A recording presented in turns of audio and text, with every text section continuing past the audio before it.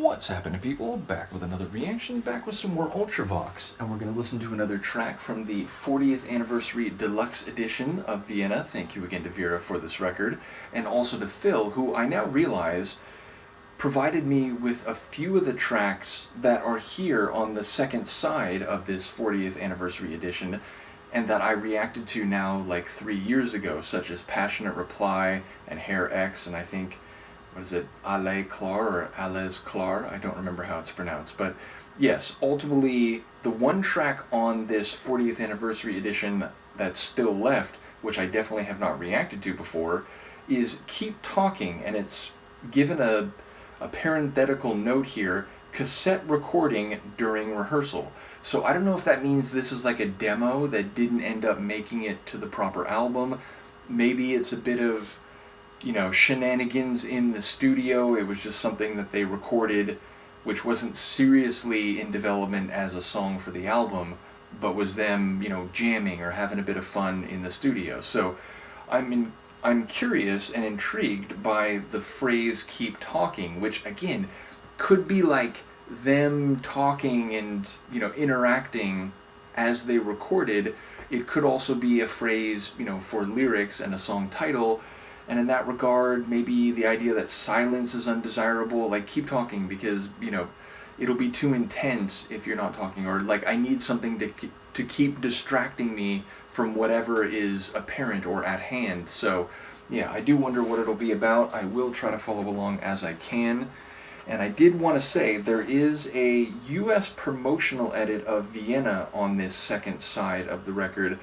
So I asked those who might know, is it different enough from the regular album version of the track that it warrants a separate reaction? If it's only different in a slight difference in runtime, or there's like a different mastering, but like all the parts are the same, the whole chronology is the same, maybe that wouldn't necessarily be worth a separate reaction. But either way, do let me know. Let us give this a listen. Wait, yes, okay. I said second side, I should have said second vinyl, because in fact there are two vinyl, and yeah, it's side 1, side 2, side 3, and side 4, so sorry about that. Nevertheless, let us listen to Keep Talking, which as I said is shown here, or listed here, as a cassette recording during rehearsal for the album Vienna.